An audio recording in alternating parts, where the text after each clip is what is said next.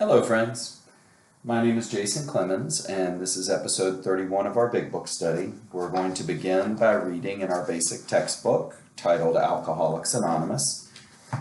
We're going to be reading page 89, chapter 7, Working with Others. Practical experience shows that nothing will so much ensure immunity from drinking as intensive work with other alcoholics. It works when other activities fail. This is our 12th suggestion. Carry this message to other alcoholics. You can help when no one else can. You can secure their confidence when others fail. Remember, they are very ill.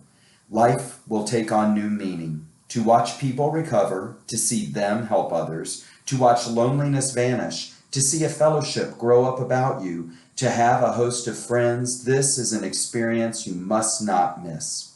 We know you will not want to miss it. Frequent contact with newcomers and with each other is the bright spot of our lives. Perhaps you are not acquainted with any drinkers who want to recover. You can easily find some by asking a few doctors, ministers, priests, or hospitals. They will be only too glad to assist you. Don't start out as an evangelist or reformer. Unfortunately, a lot of prejudice exists. You will be handicapped if you arouse it. Ministers and doctors are competent, and you can learn much from them if you wish, but it happens that because of your own drinking experience, you can be uniquely useful to other alcoholics. So cooperate, never criticize. To be helpful is our only aim. When you discover a prospect for Alcoholics Anonymous, find out all you can about him. If he does not want to stop drinking, don't waste time trying to persuade him. You may spoil a later opportunity. This advice is given for his family also. They should be patient, realizing they are dealing with a sick person. If there is any indication that he wants to stop, have a good talk with the person most interested in him, usually his wife. Get an idea of his behavior, his problems, his background, the seriousness of his condition, and his religious leanings. You need this information to put yourself in his place, to see how you would like him to approach you if the tables were turned. Sometimes it is wise to wait till he goes on a binge. The family may object to this, but unless he is in a dangerous physical condition, it is better to risk it. Don't deal with him when he is very drunk unless he is ugly and the family needs your help. Wait for the end of the spree, or at least for a lucid interval. Then let his family or a friend ask him if he wants to quit for good, and if he would go to any extreme to do so. If he says yes, then his attention should be drawn to you as a person who has recovered.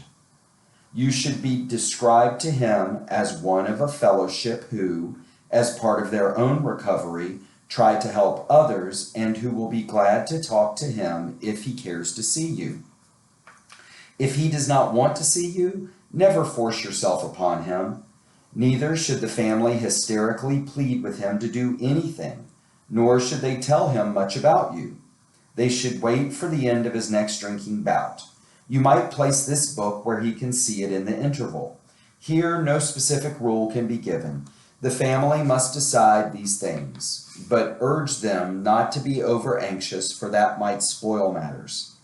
Usually, the family should not try to tell your story. When possible, avoid meeting a man through his family. Approach through a doctor or an institution is a better bet. If your man needs hospitalization, he should have it, but not forcibly unless he is violent. Let the doctor, if he will, tell him he has something in the way of a solution. When your man is better, the doctor might suggest a visit from you. Though you have talked with the family, leave them out of the first discussion. Under these conditions, your prospect will see he is under no pressure. He will feel he can deal with you without being nagged by his family. Call on him while he is still jittery. He may be more receptive when depressed. See your man alone if possible. At first, engage in general conversation. After a while, turn the talk to some phase of drinking. Tell him enough about your drinking habits, symptoms, and experiences to encourage him to speak of himself. If he wishes to talk, let him do so. You will thus get a better idea of how you ought to proceed. If he is not communicative, Give him a sketch of your drinking career up to the time you quit, but say nothing for the moment of how that was accomplished. If he is in a serious mood, dwell on the troubles liquor has caused you, being careful not to moralize or lecture. If his mood is light, tell him humorous stories of your escapades. Get him to tell some of his. When he sees you know all about the drinking game, commence to describe yourself as an alcoholic. Tell him how baffled you were, how you finally learned that you were sick. Give him an account of the struggles you made to stop. Show him the mental twist which leads to the first drink of a spree. We suggest you do this as we have done it in the chapter on alcoholism. If he is alcoholic, he will understand you at once. He will match your mental inconsistencies with some of his own. If you are satisfied that he is a real alcoholic, begin to dwell on the hopeless feature of the malady. Show him from your own experience how the queer mental conditions surrounding that first drink prevents normal functioning of the willpower. Don't, at this stage, refer to this book unless he has seen it and wishes to discuss it. And be careful not to brand him as an alcoholic. Let him draw his own conclusion. If he sticks to the idea that he can still control his drinking, tell him that possibly he can if he is not too alcoholic. But insist that if he is severely afflicted, there may be little chance he can recover by himself. Continue to speak of alcoholism as an illness, a fatal malady. Talk about the conditions of body and mind which accompany it. Keep his attention focused mainly on your personal experience. Explain that many are doomed who never realize their predicament. Doctors are rightly loath to tell alcoholic patients the whole story unless it will serve some good purpose. But you may talk to him about the hopelessness of alcoholism because you offer a solution. You will soon have your friend admitting he has many, if not all, of the traits of the alcoholic. If his own doctor is willing to tell him that he is alcoholic, so much the better. Even though your protege may not have entirely admitted his condition, he has become very curious to know how you got well. Let him ask you that question if he will. Tell him exactly what happened to you. Stress the spiritual feature freely. If the man be agnostic or atheist, make it emphatic that he does not have to agree with your conception of God. He can choose any conception he likes, provided it makes sense to him. The main thing is that he be willing to believe in a power greater than himself and that he live by spiritual principles. When dealing with such a person, you had better use everyday language to describe spiritual principles. There is no use arousing any prejudice he may have against certain theological terms and conceptions about which he may already be confused. Don't raise such issues no matter what your own convictions are. Your prospect may belong to a religious denomination. His religious education and training may be far superior to yours. In that case, he is going to wonder how you can add anything to what he already knows. But he will be curious to learn why his own convictions have not worked and why yours seem to work so well. He may be an example of the truth that faith alone is insufficient. To be vital, faith must be accompanied by self-sacrifice and unselfish constructive action. Let him see that you are not there to instruct him in religion. Admit that he probably knows more about it than you do, but call to his attention the fact that however deep his faith and knowledge, he could not have applied it or he would not drink. Perhaps your story will help him see where he has failed to practice the very precepts he knows so well. We represent no particular faith or denomination. We are dealing only with general principles common to most denominations. Outline the program of action explaining how you made a self-appraisal, how you straightened out your past, and why you are now endeavoring to be helpful to him. It is important for him to realize that your attempt to pass this on to him plays a vital part in your own recovery. Actually, he may be helping you more than you are helping him. Make it plain he is under no obligation to you, that you hope only that he will try to help other alcoholics when he escapes his own difficulties. Suggest how important it is that he place the welfare of other people ahead of his own. Make it clear that he is not under pressure, that he needn't see you again if he doesn't want to. You shouldn't be offended if he wants to call it off, for he has helped you more than you have helped him. If your talk has been sane, quiet, and full of human understanding, you have perhaps made a friend. Maybe you have disturbed him about the question of alcoholism. This is all to the good. The more hopeless he feels, the better. He will be more likely to follow your suggestions. Your candidate may give reasons why he need not follow all of the program. He may rebel at the thought of a drastic house cleaning which requires discussion with other people. Do not contradict such views. Tell him you once felt as he does, but you doubt whether you would have made much progress had you not taken action. On your first visit, tell him about the Fellowship of Alcoholics Anonymous. If he shows interest, lend him your copy of this book. Unless your friend wants to talk further about himself, do not wear out your welcome. Give him a chance to think it over.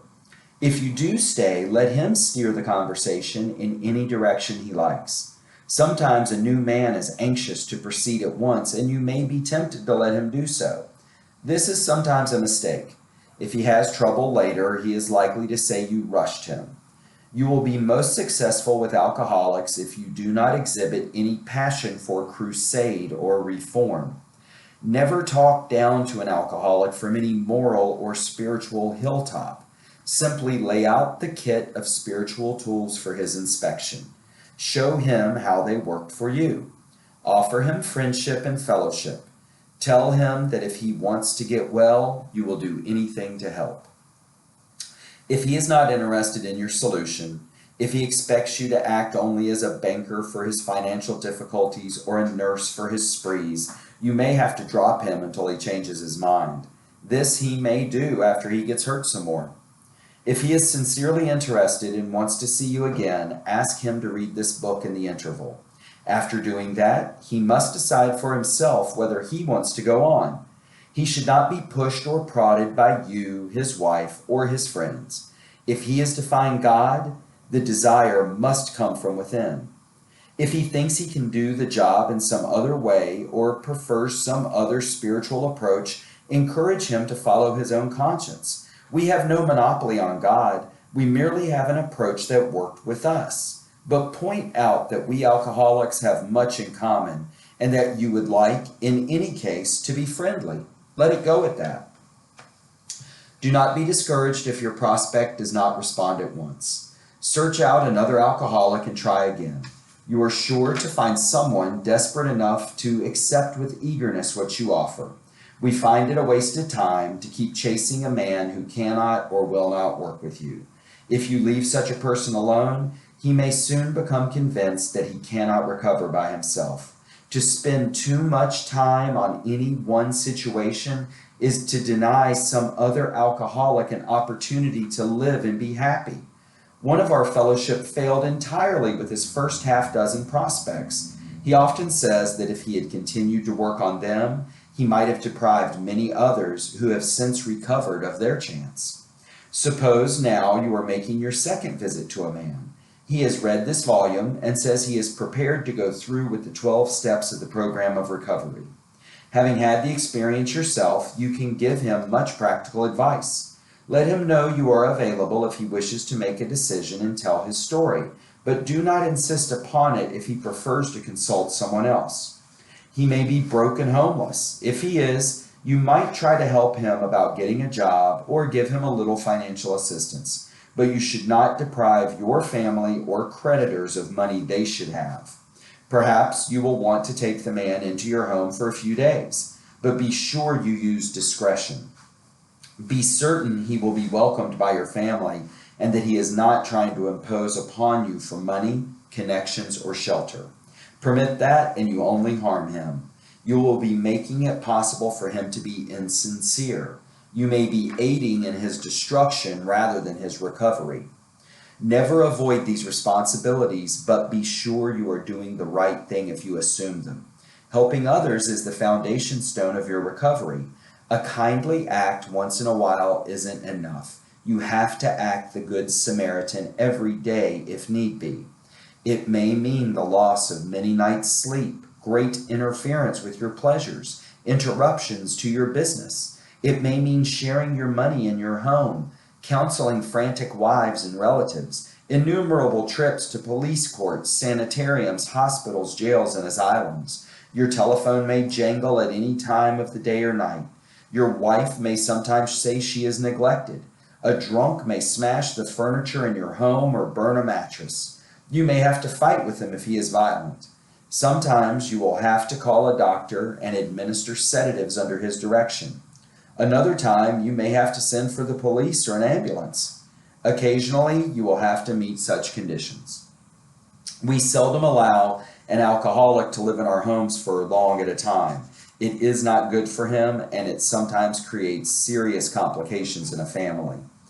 Though an alcoholic does not respond, there is no reason why you should neglect his family. You should continue to be friendly to them. The family should be offered your way of life. Should they accept and practice spiritual principles, there is a much better chance that the head of the family will recover. And even though he continues to drink, the family will find life more bearable. For the type of alcoholic who is able and willing to get well, little charity in the ordinary sense of the word is needed or wanted. The men who cry for money and shelter before conquering alcohol are on the wrong track. Yet we do go to great extremes to provide each other with these things when such action is warranted. This may seem inconsistent, but we think it is not. It is not the matter of giving that is in question, but when and how to give. That often makes the difference between failure and success. The minute we put our work on a service plane, the alcoholic commences to rely upon our assistance rather than upon God. He clamors for this or that, claiming he cannot master alcohol until his material needs are cared for. Nonsense. Some of us have taken very hard knocks to learn this truth. Job or no job, wife or no wife, we simply do not stop drinking so long as we place dependence upon other people ahead of dependence on God. Burn the idea into the consciousness of every man that he can get well regardless of anyone. The only condition is that he trust in God and clean house. Now the domestic problem. There may be divorce, separation, or just strained relations. When your prospect has made such reparation as he can to his family and has thoroughly explained to them the new principles by which he is living, he should proceed to put these principles into action at home. That is, if he is lucky enough to have a home. Though his family be at fault in many respects, he should not be concerned about that. He should concentrate on his own spiritual demonstration. Argument and fault-finding are to be avoided like the plague. In many homes, this is a difficult thing to do, but it must be done if any results are to be expected. If persisted in for a few months, the effect on a man's family is sure to be great. The most incompatible people discover they have a basis upon which they can meet. Little by little, the family may see their own defects and admit them. These can then be discussed in an atmosphere of helpfulness and friendliness. After they have seen tangible results, the family will perhaps want to go along. These things will come to pass naturally and in good time provided, however, the alcoholic continues to demonstrate that he can be sober, considerate, and helpful regardless of what anyone says or does. Of course, we all fall much below this standard many times, but we must try to repair the damage immediately lest we pay the penalty by a spree. If there be divorce or separation, there should be no undue haste for the couple to get together. The man should be sure of his recovery. The wife should fully understand his new way of life. If their old relationship is to be resumed, it must be on a better basis, since the former did not work. This means a new attitude and spirit all around. Sometimes it is to the best interest of all concerned that a couple remain apart. Obviously, no rule can be laid down. Let the alcoholic continue his program day by day. When the time for living together has come, it will be apparent to both parties. Let no alcoholic say he cannot recover unless he has his family back. This just isn't so. In some cases, the wife will never come back for one reason or another. Remind the prospect that his recovery is not dependent upon people. It is dependent upon his relationship with God. We have seen men get well whose families have not returned at all. We have seen others slip when the family came back too soon. Both you and the new man must walk day by day in the path of spiritual progress. If you persist, remarkable things will happen. When we look back, we realize that the things which came to us when we put ourselves in God's hands were better than anything we could have planned. Follow the dictates of a higher power, and you will presently live in a new and wonderful world, no matter what your present circumstances. When working with a man and his family, you should take care not to participate in their quarrels. You may spoil your chance of being helpful if you do. But urge upon a man's family that he has been a very sick person and should be treated accordingly. You should warn against arousing resentment or jealousy. You should point out that his defects of character are not going to disappear overnight. Show them that he has entered upon a period of growth. Ask them to remember, when they are impatient, the blessed fact of his sobriety. If you have been successful in solving your own domestic problems, tell the newcomer's family how that was accomplished. In this way, you can set them on the right track without becoming critical of them. The story of how you and your wife settled your difficulties is worth any amount of criticism. And now to the study portion. Chapter 7 starts on page 89. It is dedicated in its entirety to step 12. Quote, having had a spiritual awakening as the result of these steps, we tried to carry this message to alcoholics and to practice these principles in all our affairs. The bulk of this chapter is dedicated to carrying the message, specifically from the beginning on page 89 to page 100. Why is this? Let's put the text into historical perspective. During the period of time when the book was written, there were about 60 to 100 members sober. This was after 4 years of work. There were 2 basic centers of activity, New York, which was intellectual and psychological, and Akron, Cleveland, which was more evangelical in nature. When originally written, the 12th step said this, quote, having had a spiritual experience as the result of this course of action, we tried to carry this message to others, especially alcoholics, and to practice these principles in all our affairs, end quote. Clearly, the mindset is one of conversion, spreading the word. Chapter 7 was written with the idea that it was A, good to increase our numbers, and that B, carrying the message is the way to do it. They also believed that the message wasn't one that required a personality to convey it. Certainly, Bill and Bob weren't about to go on a tour.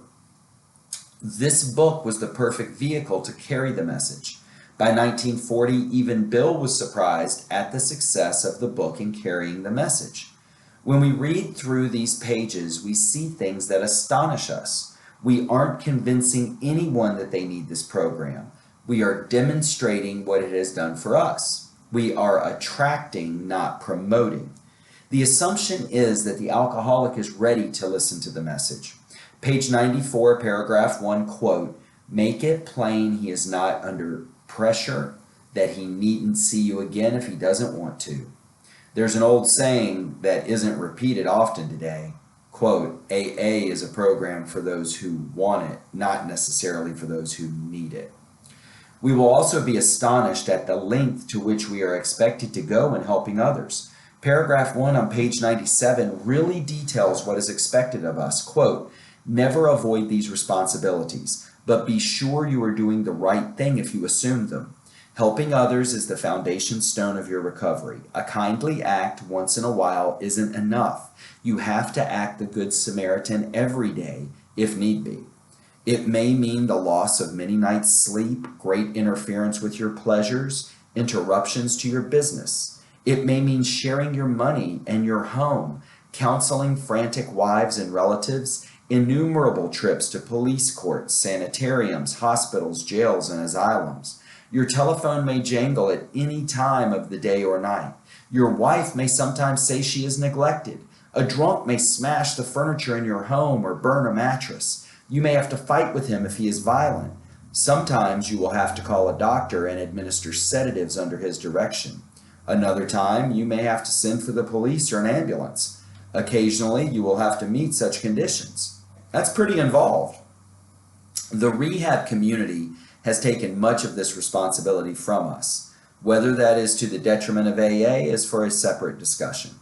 With our next post, we will continue with page 100, last paragraph. We'll discuss what our spiritual awakening has done for us and what being a recovered alcoholic means in Alcoholics Anonymous. Have a great day.